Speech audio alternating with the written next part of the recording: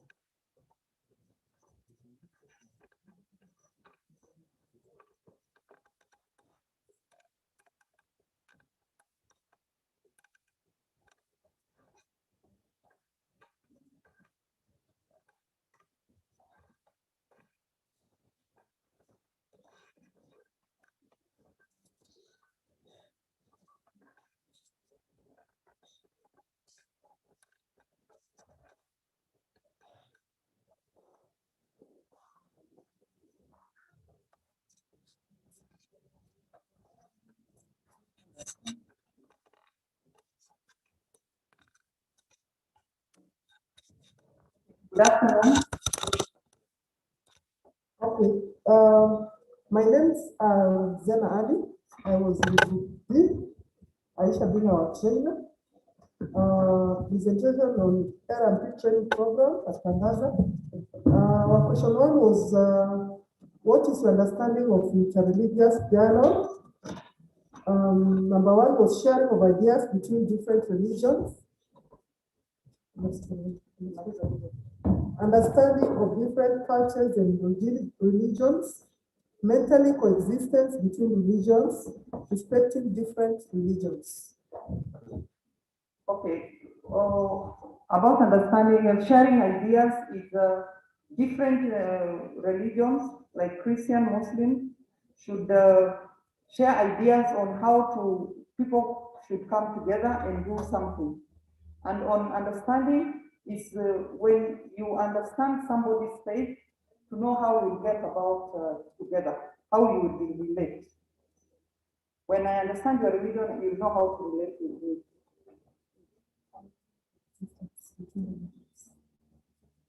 Okay. Then question two was challenges for women in their respective religions. We have forced to change some women. Some people are forced to change their religion in case of marriage, especially to Muslims. Yes, like when a Muslim man is marrying a Christian lady, the lady should follow the man's religion. So the lady is supposed to change and become a Muslim. Okay, then there is discrimination on employment opportunities. Yeah, discrimination sometimes it's when we have adverts on newspapers, it's written. If it's an Islamic organization, they say you have to be a strong Muslim. And also for Christian, they say you have to be a strict Christian. Okay. Then we have families not allowing intermarriages due to conflict on where the child will go. Yes, when the lady, you get married to a Christian or a Muslim, so when you have children, the children get confused because even the names sometimes and the way one behaves in the house. Like, you know, as Muslims, we don't eat pork. So sometimes if you are married to a Christian, you'll have to be forced to cook the pork. So the conflict begins. Question three was knowledge of rights of women in their religion. Freedom of speech, where women are allowed to speak their mind and be heard. right to consent to their own marriages, right to be a leader in Islamic women-led organization, but in Christian is different perspective. Then they have a right to own property and independency. They have a right to prophesy their respective religion and also to take care of the family. When you talk about property, as Muslim women, we are allowed to, we have inheritance, and to my fellow women, this constitution we have 2010, you are allowed to inherit, regardless if you are married or not. And again, in Islam, if you are married or not, you have, though it is very little, but you are entitled to inherit from your father.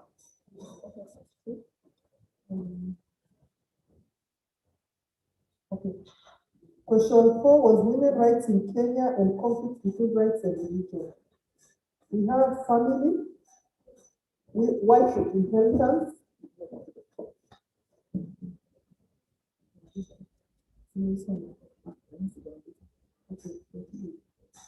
Okay, when we are talking about rights in the church or in the mosque, as Muslim women, we don't speak in our mosque.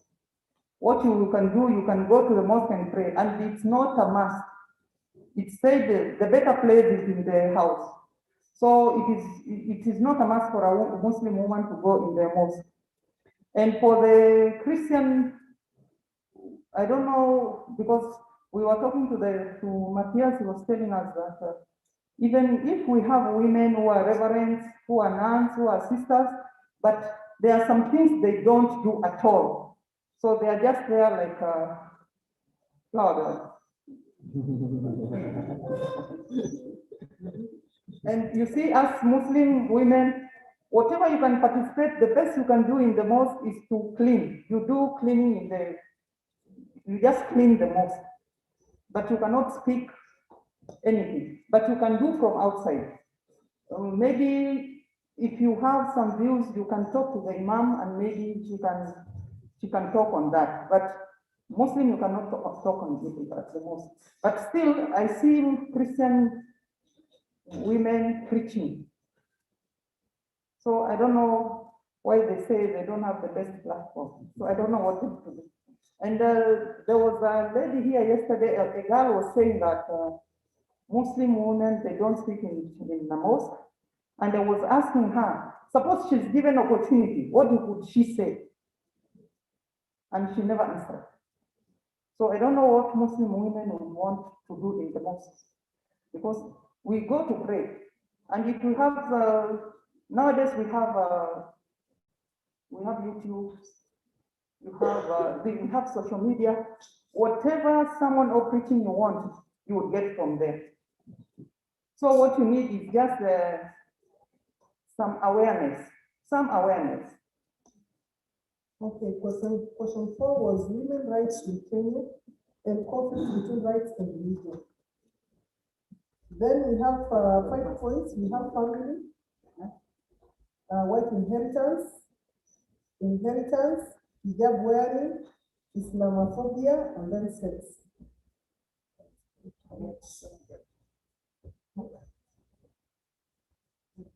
Okay, for wife inheritance, with Islam, we don't have issues to do with wife inheritance. When the man dies, then the woman is supposed to stay in house for 4 months and 10 days. Then from there, it's when maybe you have somebody whom you feel that you can get married to, or you can stay like that, it's upon you. Then we have another point of inheritance. Inheritance, women in Islam are allowed to inherit. According to the law in Islamic, there is a share a woman has. A man gets a half and a woman gets a quarter.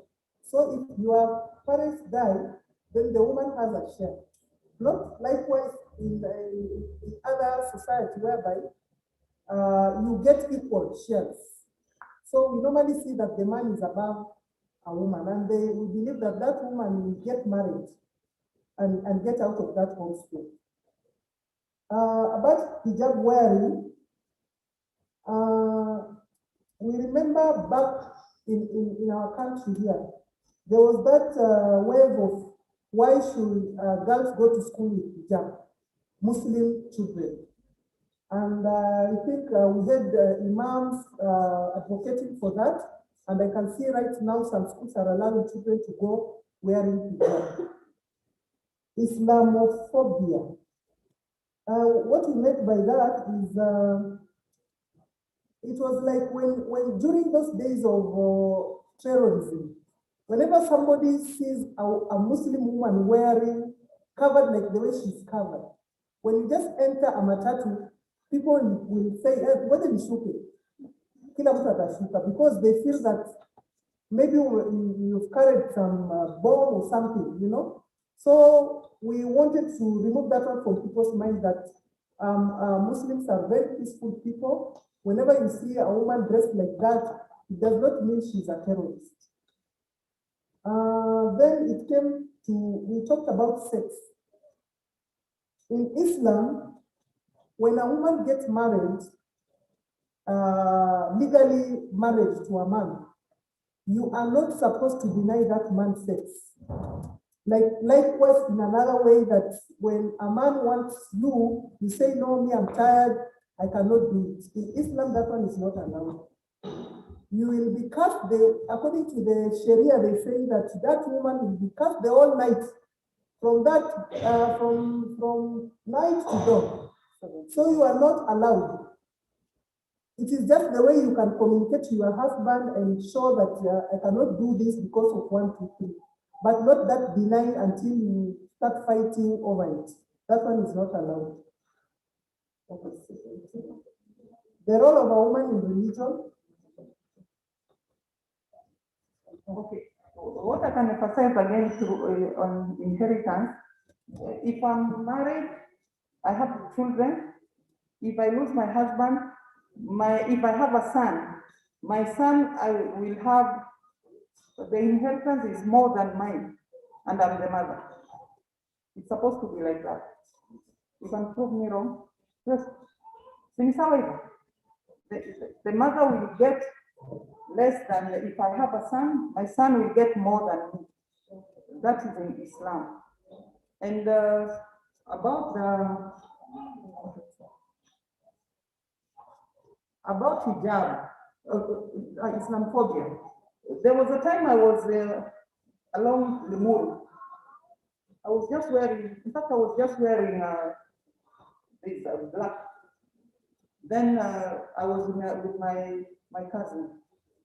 So matatus were coming, they are packed. So this conductor was telling us, sit here, sit here. And that time there was this NTSA, they were cutting people. So I told my cousin is telling me, let's go. I told her, are you in a hurry? Let's wait for another matatu to come.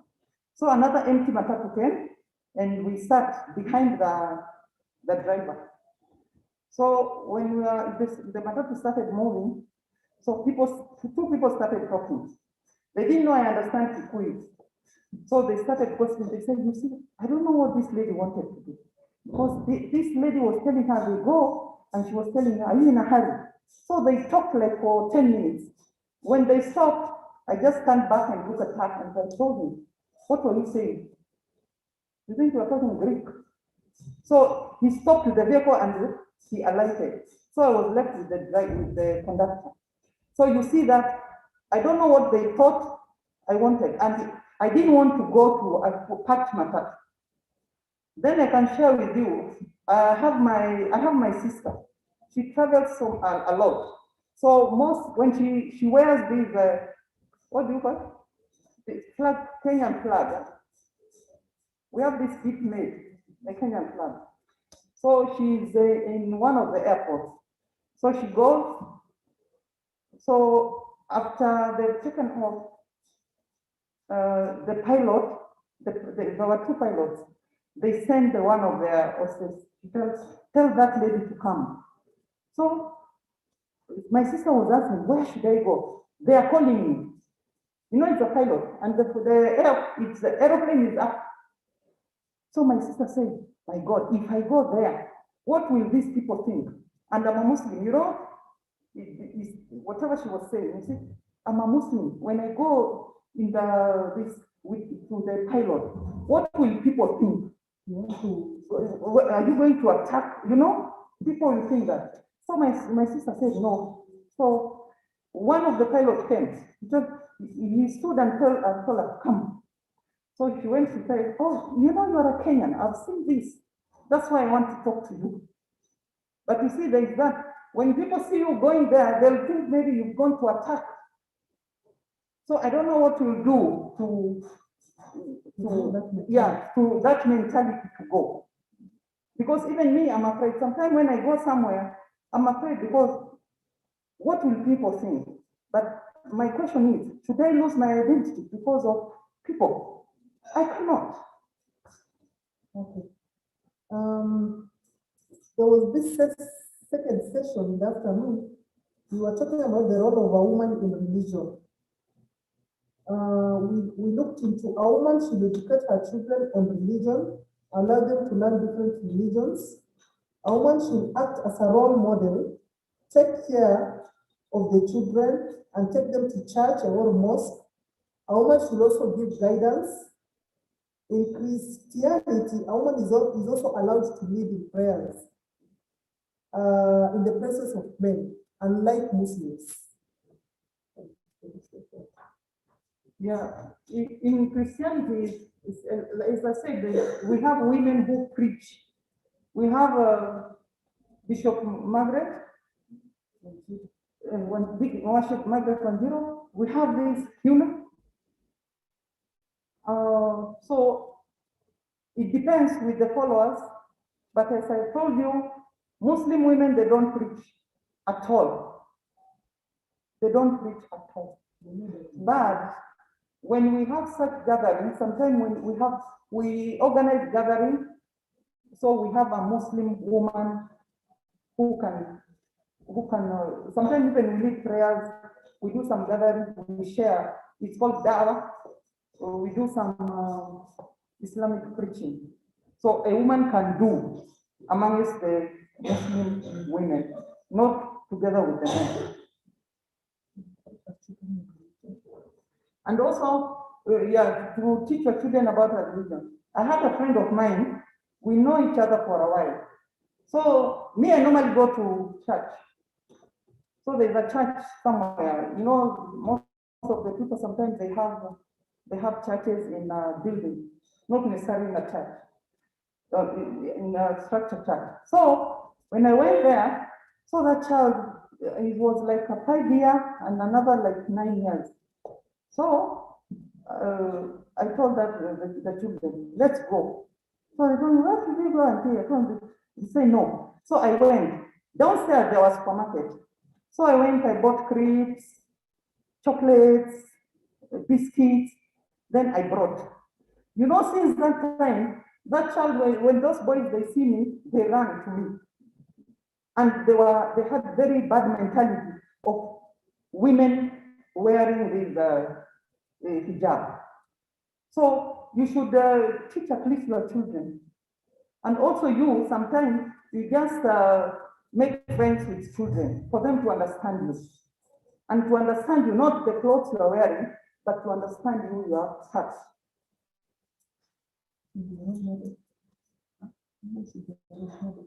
Yes, a woman, a mother should be a role model to your children. Because most of the time, the children see what you are doing, then they follow.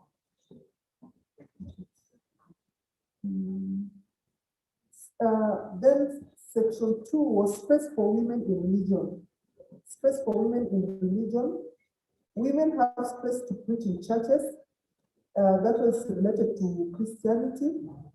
Women have space in education. You have a right to go to school.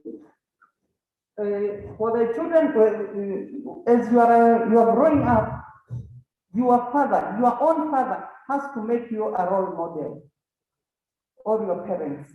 As you are growing, however, the way your father is teaching you, it really matters. And that's how you become a role model, through the way you've been brought up.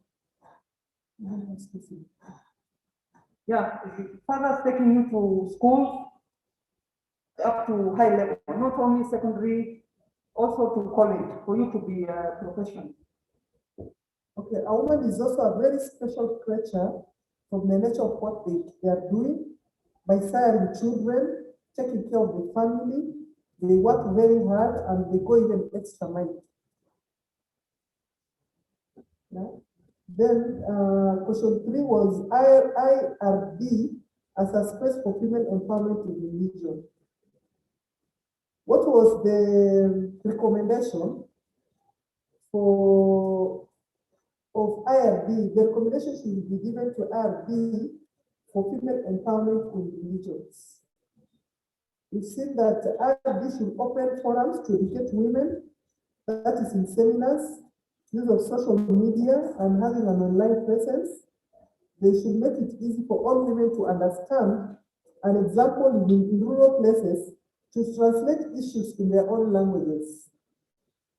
Also to educate religious leaders of the community, because the religious leaders are the ones who have the people go to mosque, people go to the churches every Sunday, so it is the best place for you to give them information. Then also to create awareness in women, using women groups in schools. You go to schools, create awareness about how you should live with your neighbor. A Christian should live with a Muslim. This is your brother, this is your sister. Yes.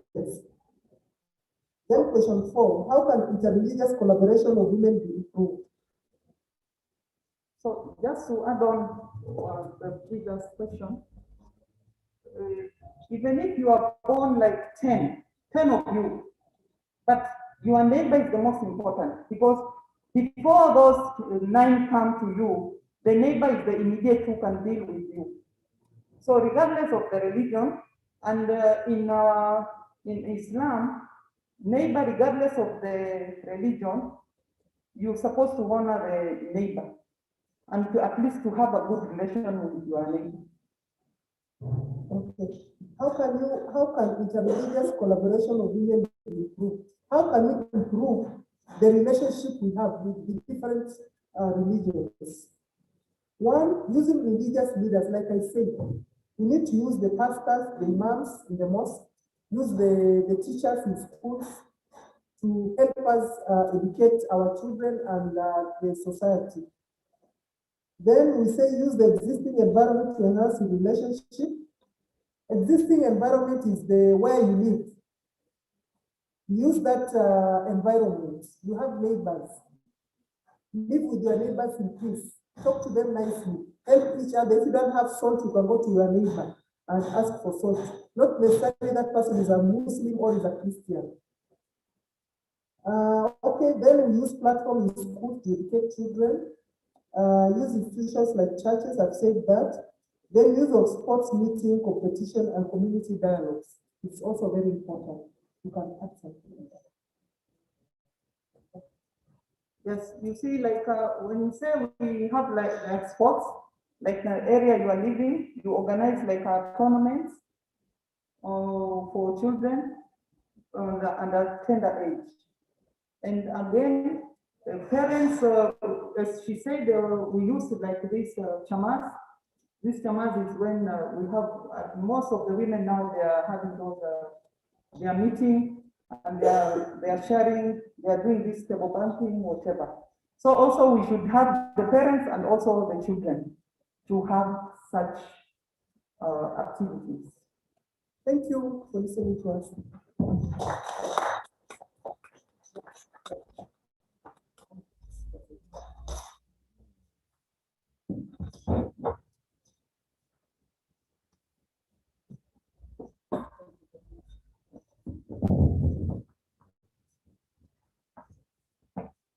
Thank you.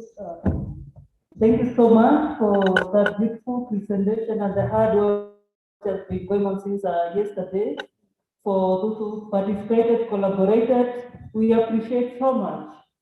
And really, created a lot of understanding, especially those who don't know the various religions. Asanteni sana. Now, it's time for questions and answers. And I will request also people to be brief so that you can give opportunity to many people to participate and just share ideas on this area. So welcome for the question. I think I will.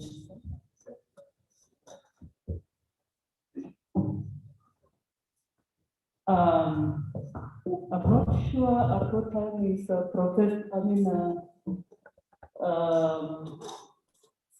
the scholar is coming in, whether it's now or before. Or we have the other, then we do the questions together. So probably yes.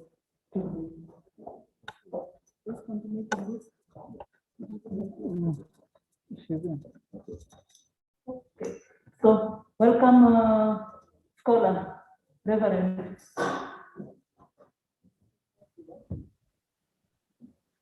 Can you hear me? Hello?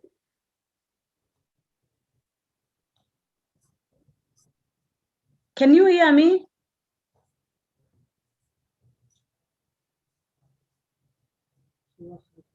Scholar, we are listening to you.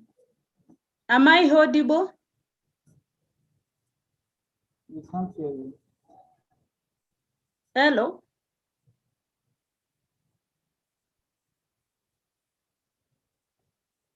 Hello?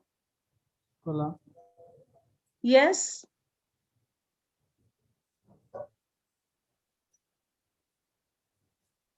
Can you hear me?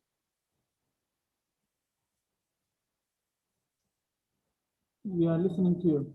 Scholar. Okay. Thank you very much.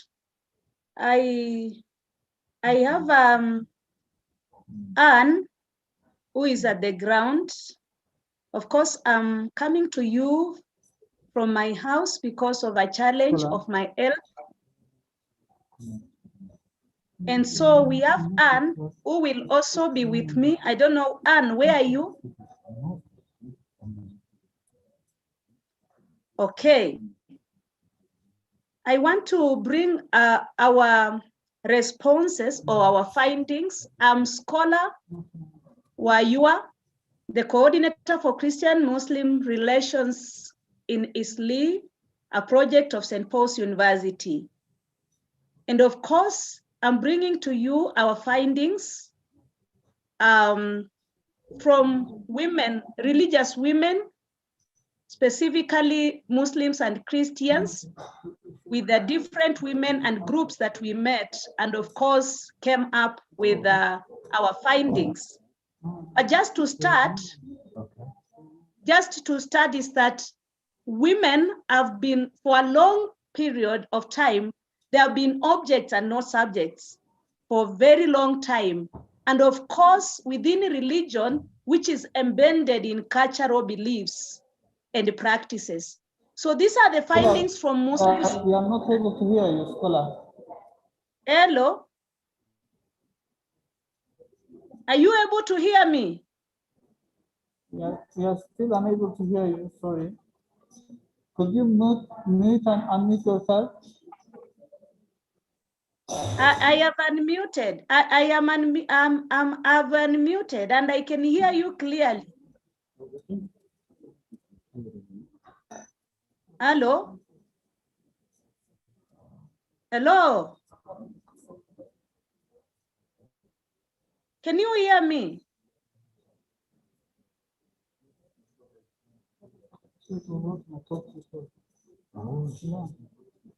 Hello? Can you hear me? I can hear you. I can hear you. Hello? Hello? Hello?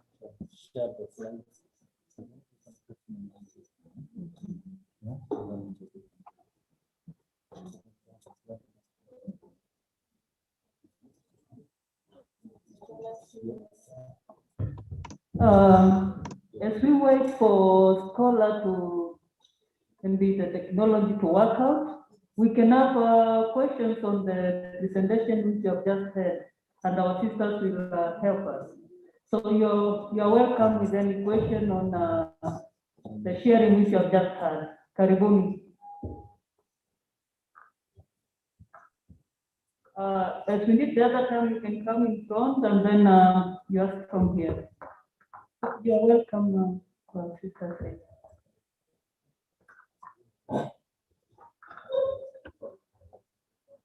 Any question, comment, or clarification on that info?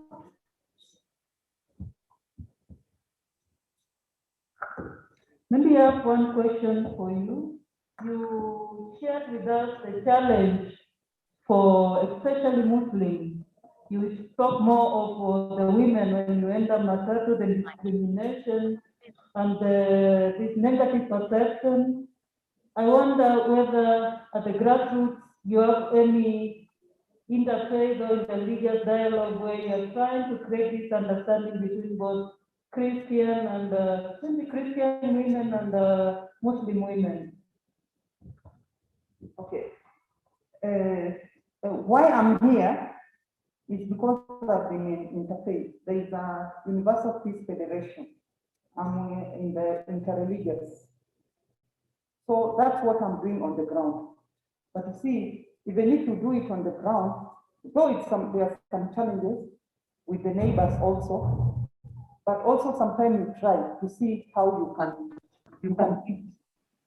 And as I told you, I normally go to churches, I go to temples, just to see. There was a time there was an accident. Remember, there was a matatu. It killed some 4 students for Samaj. Remember?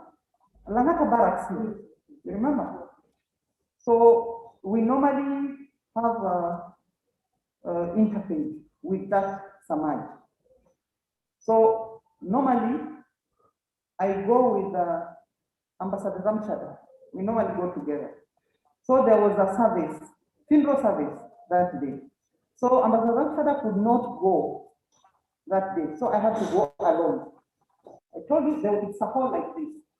So when I entered, there was people freezed. And I went and sat. Then after the service, I just reached out. So the principal was looking for me because he knows me. So he wanted to come but it was late because already the prayers had finished and I saw the situation and I had to go. But still, there's a lot to be done. Yeah, there's a lot to be done.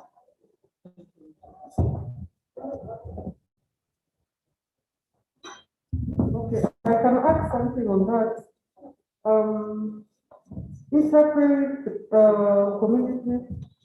Interfaith community dialogue is something very, very vital to the society.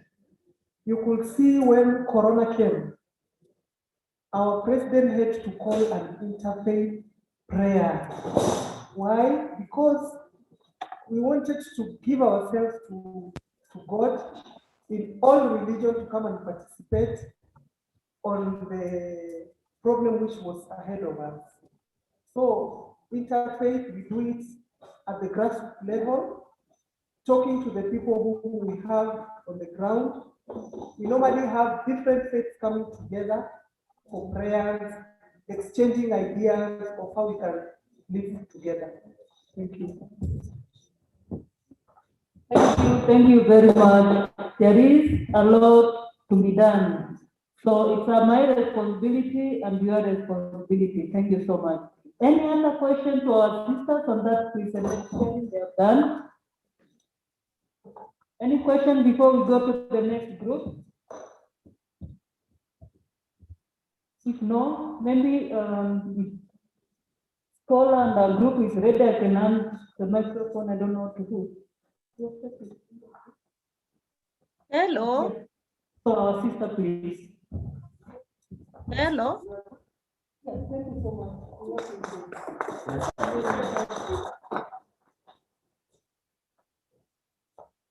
Hello. Okay. Our first question, these are the findings of yesterday's discussions. So the first question which reads, yeah? Sorry, yeah. Understanding of interreligious dialogue. We agreed that interreligious dialogue, it's a matter of coming together to create a platform in search of harmony between different religions. I'm just going to summarize, I'm not going to read everything. Then we also said that it's coming up with different discussions and points and points of weaknesses and strengths also between different religions. And also it's not a debate. It doesn't have to be good or bad. We combine the good or bad to come up with something agreeable, maybe with documentation that has been agreed and polished. That's what we agreed. Okay, and then when you go to challenges, okay, the next question, challenges for women in their respective religions. We talked of the dress code, which is dictated by those in authority. An example of the young Christians who don't want to dress down, they want to dress up, okay, and maybe because of maybe peer pressure and where they're supposed to be and what is happening, and the trend also, you know, that is another thing that that is affecting the youth. But when they are going to church, this is Christianity now, not the Muslims. The Muslims are, they have their own culture. When they're going to church, maybe they're told to dress down, and that makes them feel very much constrained. And then we also agreed that the women's choices are limited. Freedom of expression, okay? These are challenges, okay? But regardless of the fact that women are being given platforms in religious organizations or on a religious platform, regardless of that freedom, you find that what they're supposed to speak or what they're supposed to talk is actually edited. You, before you speak as a woman, actually I've seen this, you have to give it to a man to look at it first, so that when it goes up there, or when you go up there, you will talk about something that has been agreed by a man. We have seen that in different setups. And then the next point would be, they're not allowed to interact with each other, the Christian and the Muslim women. We have seen this in schools. And you know very well what happens when young minds are young, that is formed in your subconscious. So even when you grow up, you discover that you also carry along what you learned when you were a child. And this dialogue is supposed to discover that and encourage oneness and as a human race. And our next one was the positions of leadership in places of worship. We don't have a woman pope. we don't have a woman bishop, maybe in Catholic. I know in the Anglican church they have bishops, they have deacons and stuff like that. But the topmost positions are spared for men. But maybe the women can even do better than the men. Who knows? Maybe they're even more talented than the men. Yeah, it's true. I know, Sister, you will agree with me that. At least I have one person who is backing me up on that.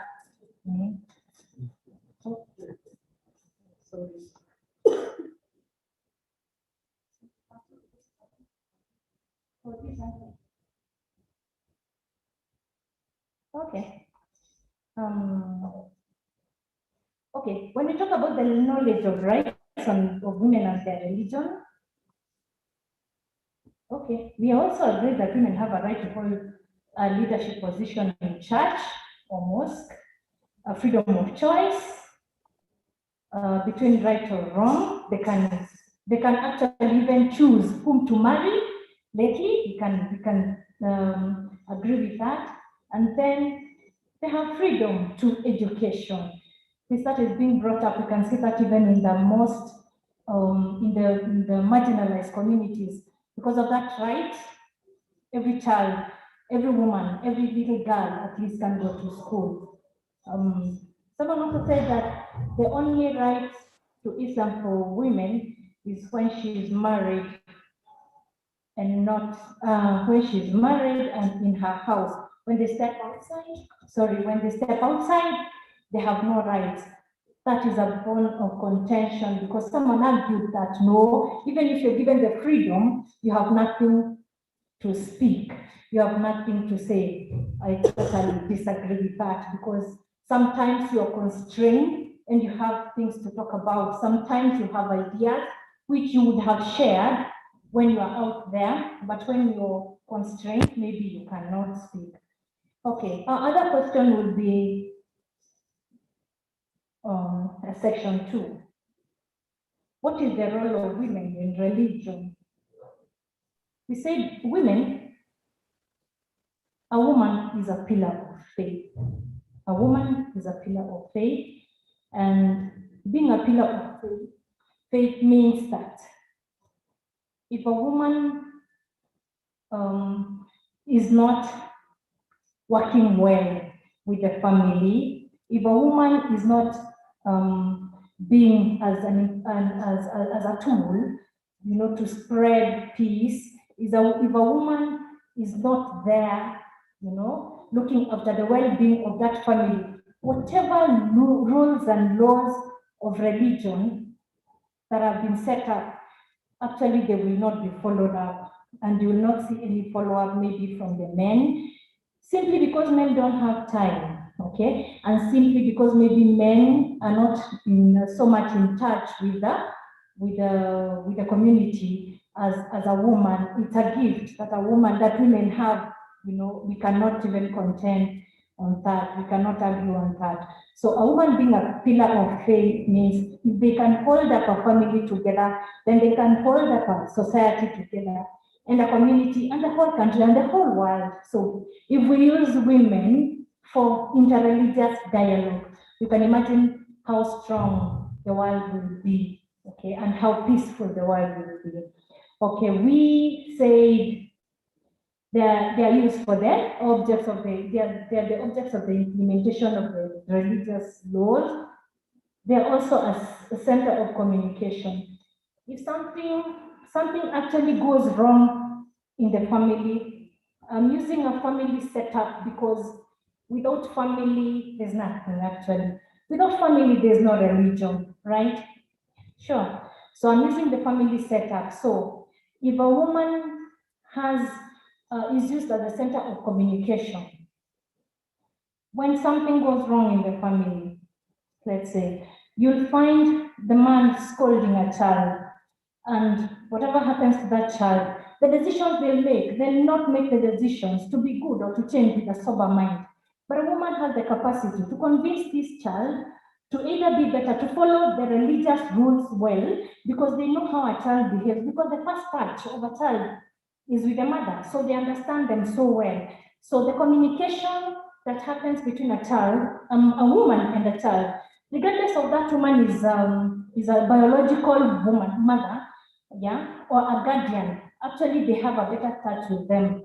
So regardless of whether it's a biological or otherwise parent or mother, they will deal with the child better, and they'll follow up the rules well, and there'll be peace, and the child will change.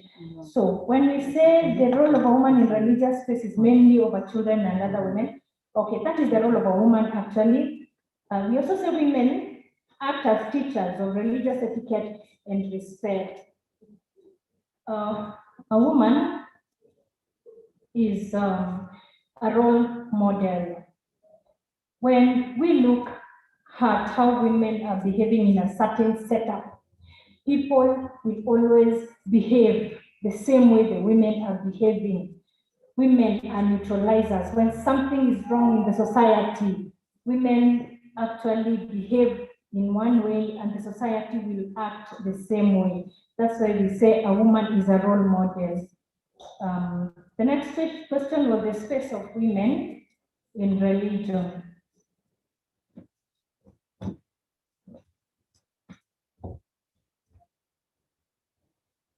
And they said that a woman is supposed to obey and submit to her husband.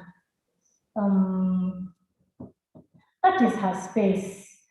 And actually, if you look at it, if a woman is not given that chance of submission and obedience, things go haywire. So that is her space in the society. Then they say there's a huge gap between Islam and Christian women's space in religion. From a Muslim perspective, Christianity allows more freedom for women, and we all know that is true. Christianity allows more freedom for women. That we speak in leadership, that we speak in the homes, that we speak even in the reproduction life, that we speak even in the marketplace. Actually, you find that positions, please, I know maybe someone will agree with me. If I go maybe for an interview in a Christian setup, I'm at a better chance to get employment, right? Both of us being women, so women are given better opportunities, and Christians are given better opportunities. And likewise, in a Muslim setup, maybe this is the same. Aisha would get a post and not me, you know, not me being a Christian, just because maybe she understands so much, she understands better for, I mean, as a Muslim woman. And then the next one, Christianity, depending on the denomination, allows direct levels of freedom to women. That one is straight. Okay, understandable. Question 3. IRD as a space for women empowerment in religion. Okay.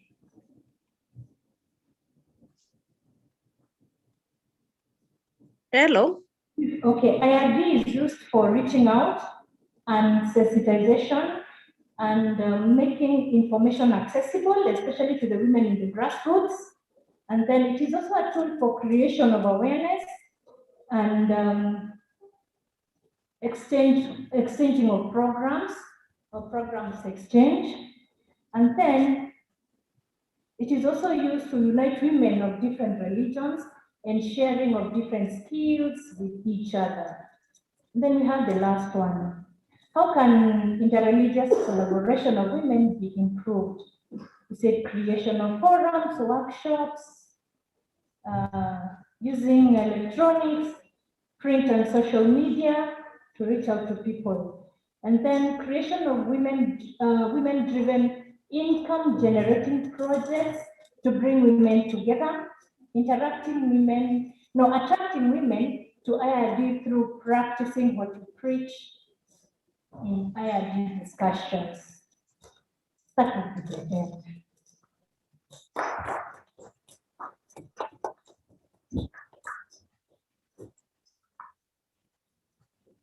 Let us appreciate and do that. Thank you so much. We appreciate that presentation for stepping up for scholar reference. We appreciate so much. So let us interact with that presentation. It was a work of a group, input for various people. So I hope you'll be able to support us, and also Aisha, Madam, you will also support us in responding to the questions which are going to come up. So karibuni for questions, please.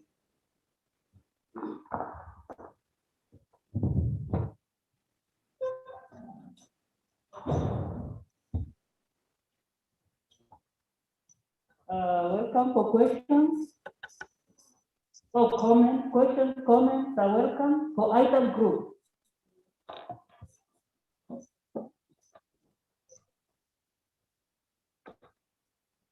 Yes, please, my sister, welcome.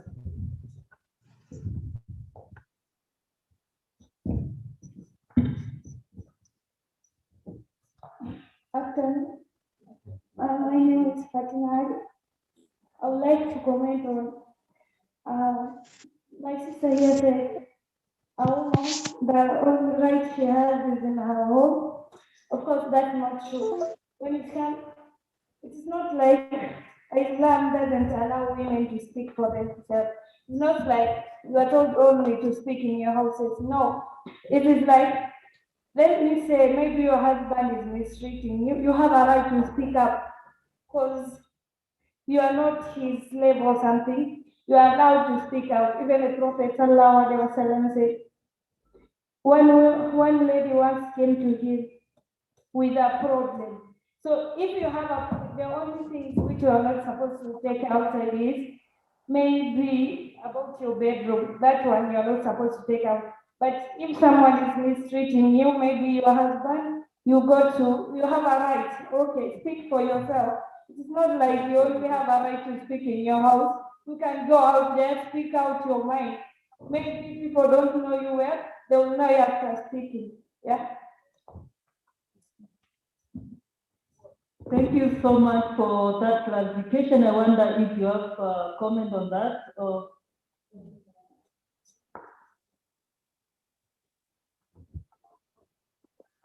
Yesterday, I remember we argued on the same question. It was about space.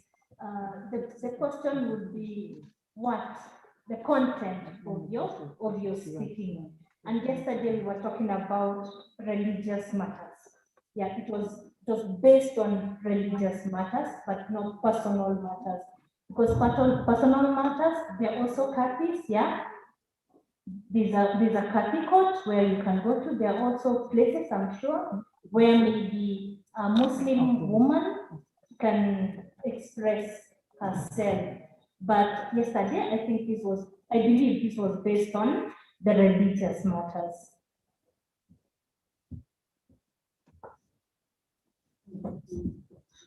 Just to add on that, I don't know whether you can remember, was it in January or in December? We had a case, there is a pastor who had, was it rape or he impregnated one daughter and another one was already had delivered and another was expecting. So, you know, this problem of women is scattered across, regardless of the religion. Because in fact, the person who came out with us is the aunt to the children, is the one who came out. The mother was fearing. So this problem is women, regardless of the religion. Because we have women in Islam who they speak, like me, I speak. I don't hold things, and I'm Muslim. And we have some Christians, they don't speak, or people think they speak, but they hold. So it depends. So awareness is needed to all women. We appreciate that clarification, and also the interaction is very enriching for us. Now, let's see if we manage to connect with the Reverend Scholar. Thank you. Welcome, Reverend Scholar. Hello. Can you get me? Hello. Reverend, it is your line. Hello.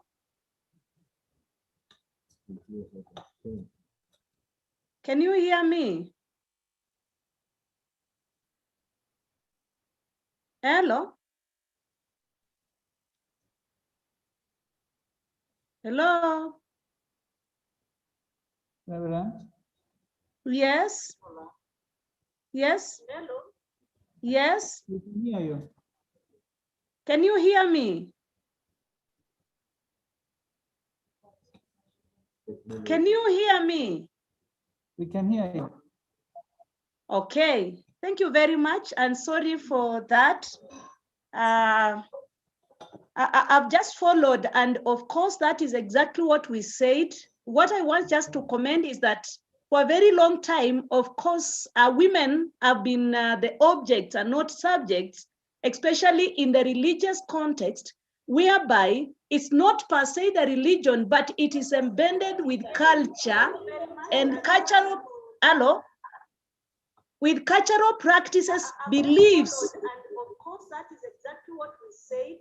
What I want us to comment is that for a very long time, of course, women have been the objects and not subjects, especially in the religious context, whereby it's not per se the religion, but it is embedded with culture and cultural, We can hear you. cultural practices. These are the findings from Muslim, Christian and Muslim responses, of course, with each of them, of course, presenting themselves in a reality of life.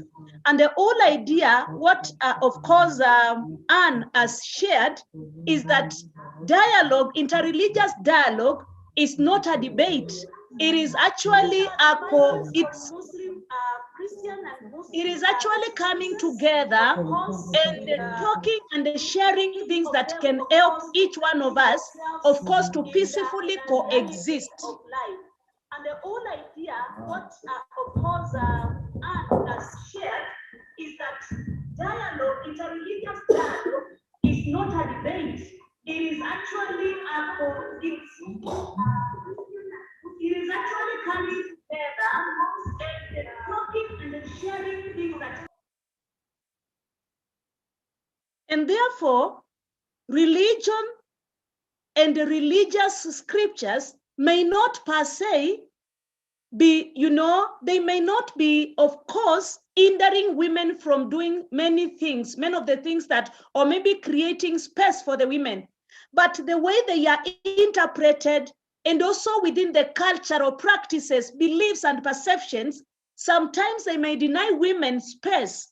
But of course, as we have just said, IRD, or interreligious dialogue, is an ideal space for women to share and to exchange ideas, and not only women alone. Even men can also share. Agreed, and in conclusion, we are saying that, of course, interreligious dialogue, whereby women of all religions may come together and share, it can give us an opportunity to interact and also to know a few things from the others. And of course, as we shared, some of the things came up. And of course, some, Christian women learned a lot from the Muslim women, and the Muslim women the same, because we are all women, we are all human beings, and we are all humanity. We agreed that we are human beings. We are women, who are human.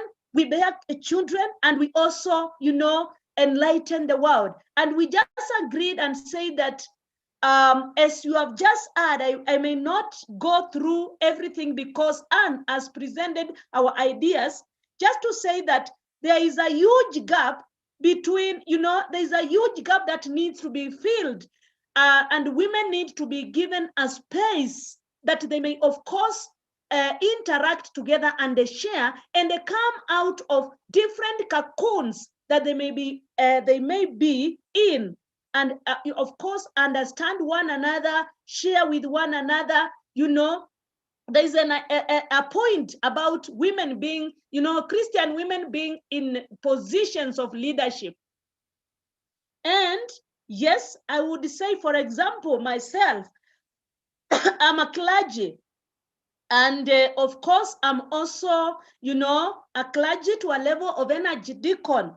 But at the same time, we still have loopholes. We still have, areas that are still missing, not in the higher category of cadre of, religious leaders. And so these are some of the things that when we share together, and when also we listen with our men colleagues, of course, together we can go a notch higher and, give women space.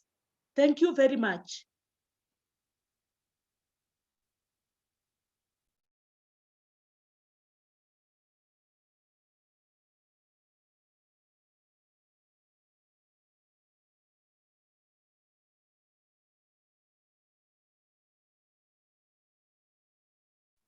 Hello.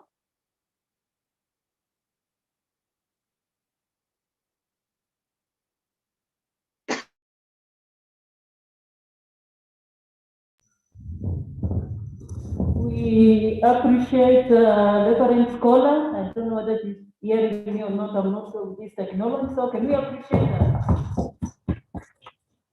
Thank you. She has just shared with us, in the religious dialogue is not a space for debate, but to share ideas to understand one another. Thank you. So I wonder if we have some questions directed towards Reverend Scholar, or also our other facilitators can support us in together with her. Any questions? Yeah, please.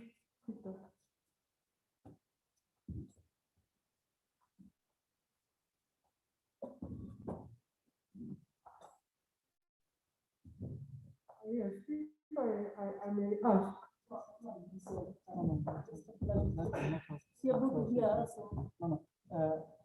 If possible, let us not ask further questions right now. I can hear. There will be time difference.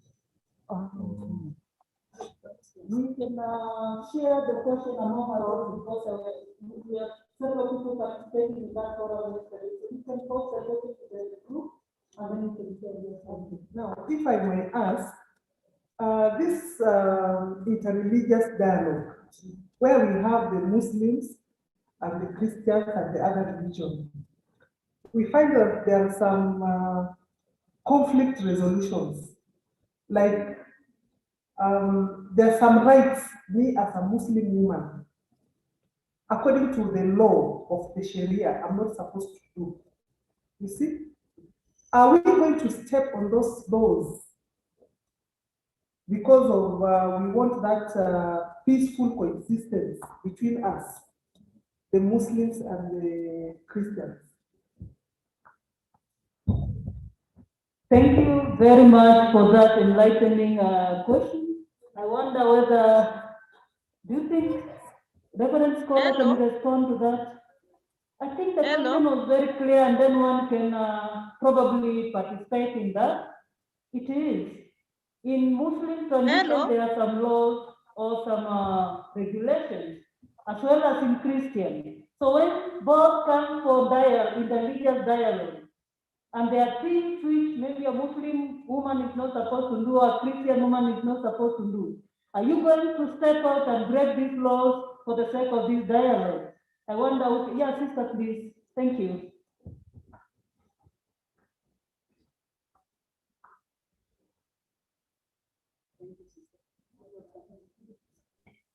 Hello. I think that's why maybe we have the dialogue so that we understand ourselves better. Because if we have a community of Christians and Muslims, being a woman, probably if some of those, I as a Christian understand some of those is Islamic Sharia laws that the women are not supposed, probably when we go out to talk, then we can assist one another so that when we go out, I can speak as a Christian. And maybe there are those that I cannot speak as a Christian, then the Muslim woman can speak. In that way, we are able to help one another. And I think it's something that we need really to understand. What are those laws that maybe, so if I know, then when we go out and we probably it's a forum and we are giving ourselves topics, then we can decide, okay, for you as a Muslim, you can talk about this, which will not go against your faith as a Muslim. And I as a Christian, I can talk about this, which may not also go against my faith. In that way, then we can build that rapport and understanding among ourselves. Thank you. Sister, we really appreciate that response. Is very helpful. Yeah. Okay, let me give you a simple example.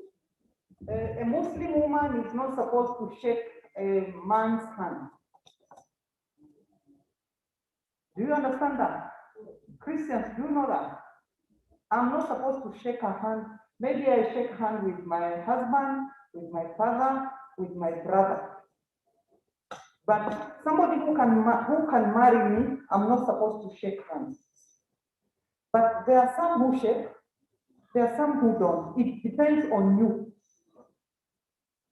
You speak your mind. It is your mind. Because me, I feel, normally I shake hands to create that, when you want to, when you are doing interdialogue, sometimes you have to, me, I break.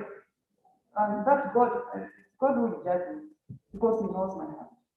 So it will depend with you, because there are some things even God said we should not do, and people do.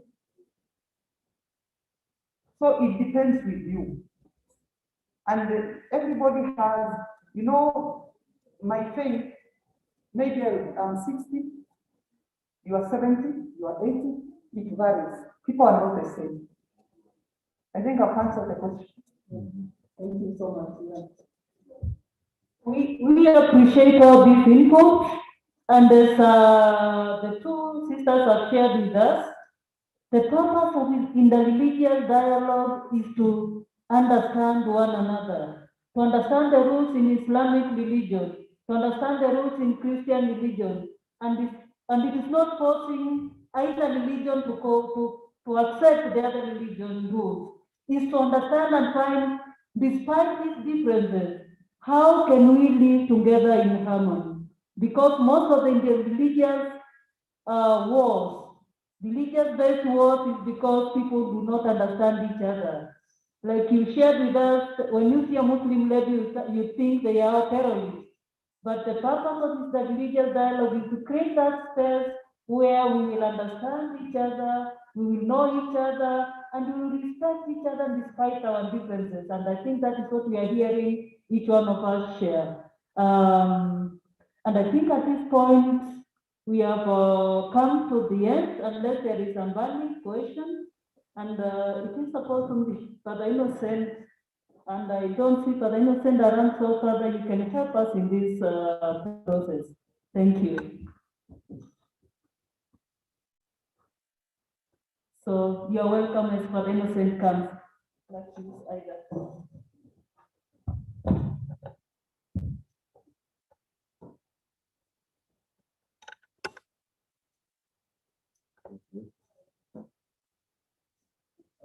Well, yeah, this is good. Thank you.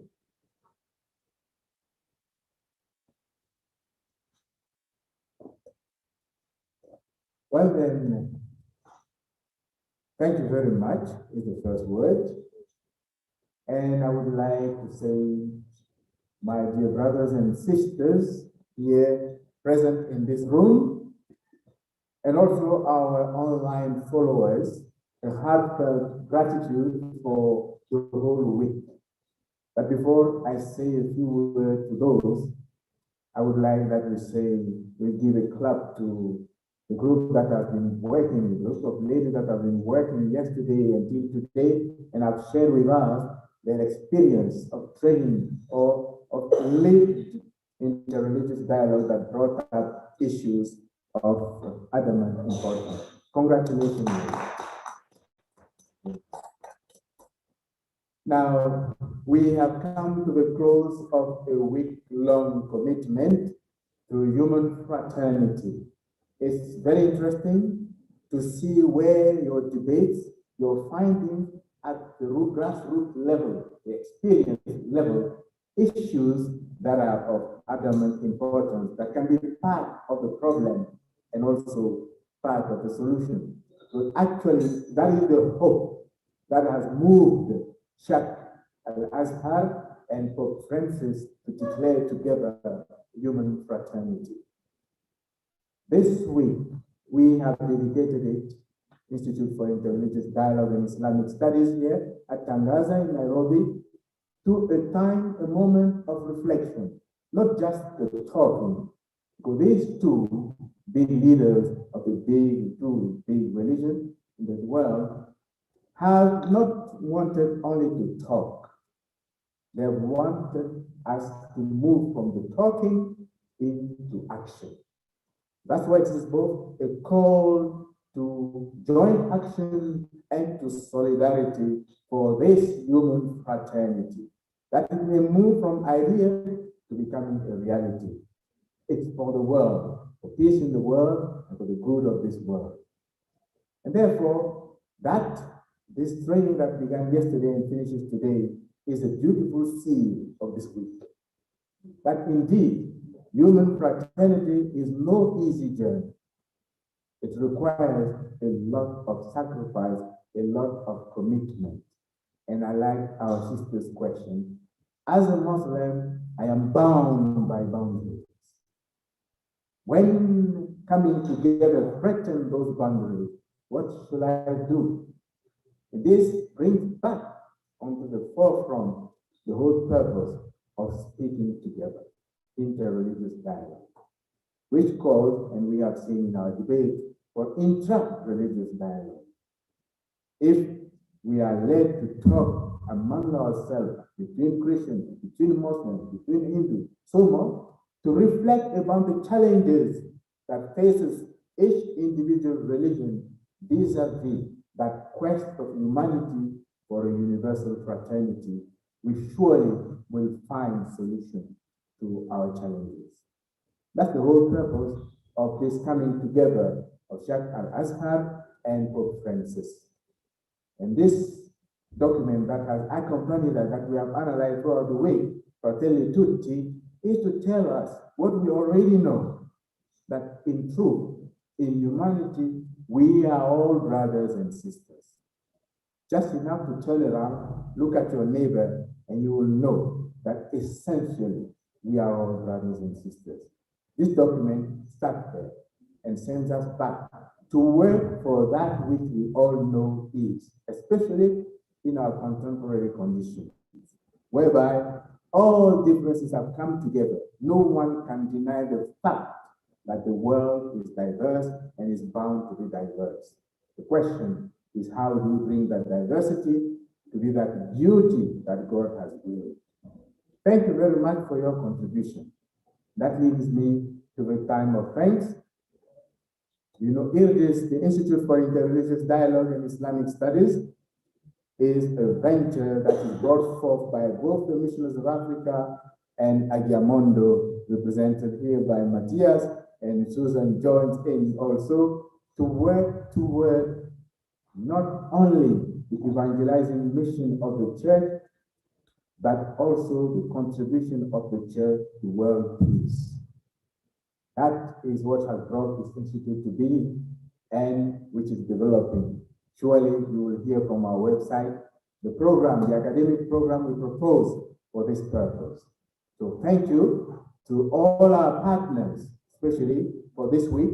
We want to say thank you to the PISAI, the Pontifical Institute for Interreligious Dialogue, Arabic and Islamic Studies, PISAI, in Rome, who have helped us also in our webinars, and also to the Institut Catholique de la Méditerranée, who are from Marseille, our collaborator scholars from Europe, who have contributed in our webinars in reflecting and expanding the message of this encyclical of the Pope, Fratelli Tutti, but also in investigating already people in the past that have trod this path of human fraternity to show us that we too can make it.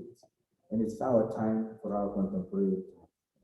We want to say thank you to our helper, our collaborators also of Exposure and Dialogue Program. They have been following us from Germany. They are already moving forward and fast into this quest for human fraternity at decision-making level. So this brings together decision makers to explore and experience dialogue. And then to influence not only at German level, but because at their level, they will influence the world policy making that can help well building a human fraternity. Imam Abu Hamza who is one of our scholars who helped us also in one of the webinars this week. We say thank you. Thank you to all our partners you see here. Of course, the German government too, this section, Ministry of Development, of Economic and Development, the Missionaries of Africa, whose vocation it is particularly to work toward relations between Muslims and Christians in particular, and between religions at large. At this point, I would like to ask Aisha to come forward and give us the word of prayer to commend to God, the God of all things, all that we have learned throughout this week. He who has brought us together may surely guide us to bring forth the fruits that this week is meant to bring for humanity. Please welcome. Please.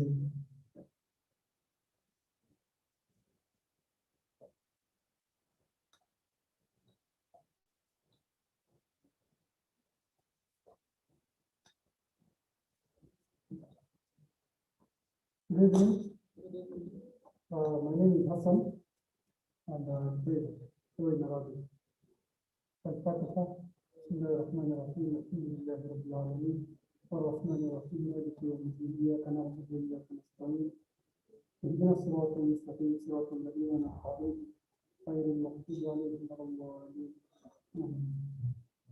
الحمد لله رب العالمين والصلاة والسلام على رسول الله صلى الله عليه وسلم ربنا آتنا في الدنيا حسنة وفي الآخرة حسنة وقنا عذاب النار ربنا تقبل صلاتنا ودعاءنا واغفرنا واسجدنا توبتنا ودينا ولينا الآخرين اللهم أرنا الحق حقا وارزقنا اتباعه وأرنا الباطل باطلا وارزقنا اجتنابه فاغفر لنا ولإخواننا الذين سبقونا بالإيمان ولا تجعل في قلوبنا غلا للذين آمنوا إنك أنت الرؤوف الرحيم اللهم اشف المسلمين في كل مكان اللهم اشف مرضانا ومرضى المسلمين اللهم اشف مرضانا ومرضى المسلمين بسم الله الذي لا يضر مع اسمه شيء في الأرض ولا في السماء وهو السميع العليم صلى الله على سيدنا محمد وعلى آله وصحبه وسلم يا رب العالمين بفضله سبحانك ربك رب العزة عما يصفون وسلام على المرسلين والحمد لله رب العالمين. I didn't deny it, but since we have a man in the room, it was worse for me to call him. So, thank you very much. So to all of you, thank you very much. We've come to an end. With all gratitude to you and to all. God bless you.